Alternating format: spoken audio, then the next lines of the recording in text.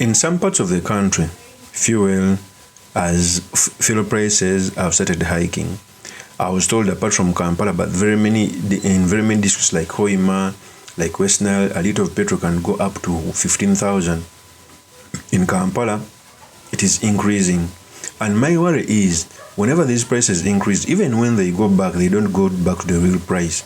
I remember when the fuel hikes happened and the liter went to 15,000, very many people gave one excuse as the reason as to why the prices were hiking, coming out to say that it was because of COVID-19.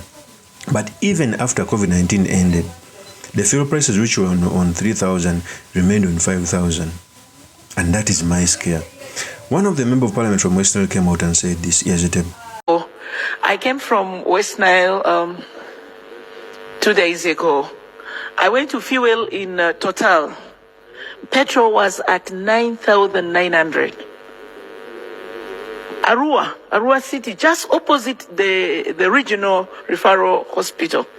The following night, it was at 11,000 in Arua. So the prices keep escalating. During the day, they'll bring it down to 7,000, 6,000 in the evening and early morning because I drove off from 4 a.m. So what are you going to do to these people up country? Jumani, Moyo, Obongi, prices have kept rising day in, day out. During the day, it will come down 8,000, 7,000. How are we supposed to handle this?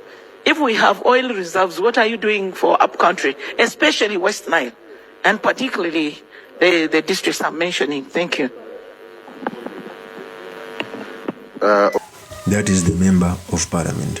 And for me, I come out to tell people that I know that very many people are coming out to say that it's because of the USA-Iranian war. Of course, it has some effect because that Strait of Hormuz that was closed accounts on 25% of the oil trade. But also, are we expecting it to the price of fuel to go back as it were if the war ends? Because we are led by a criminal regime who want a lot of taxes and profits. I don't think so. I may not be surprised if the fuel prices remain above 5,500. Okay? So the member of parliament coming out to say that in some districts 11,000, it can have an eye of truth.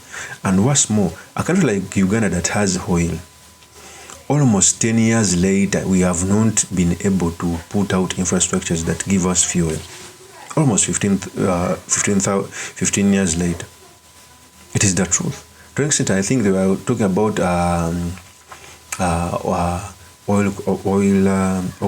okay, it was a function speaking about energy in Kenya.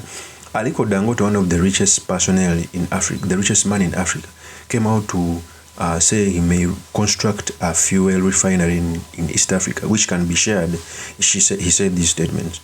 Is part of that the refinery? Even now, I can give commitment to the two presidents that were here. If they will support the refinery, we'll build the identical one that we have in Nigeria, 650,000 barrels.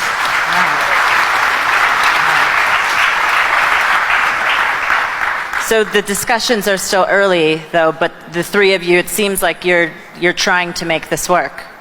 It will work. There's nothing that can stop it.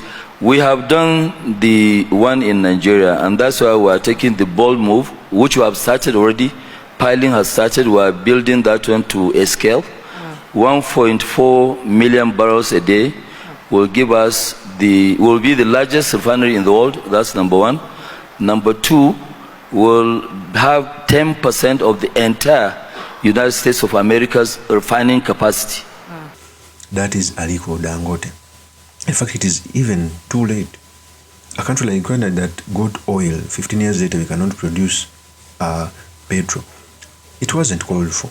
Such things would have been prevented. Okay?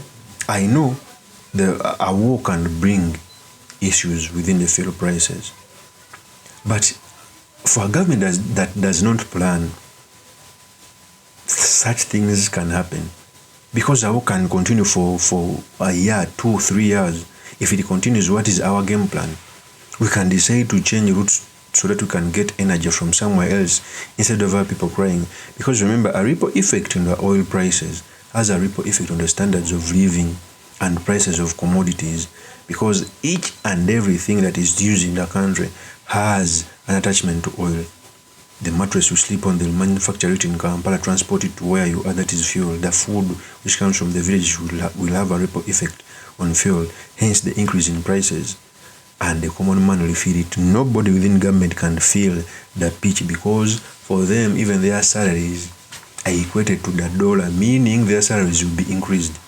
Of course, as my name is truly Mr. Makinde Kabesulam and Margaret. If you're into this channel, please subscribe, like, and comment so that I can motivate you to do more of such videos. I'll see you on another one. Peace.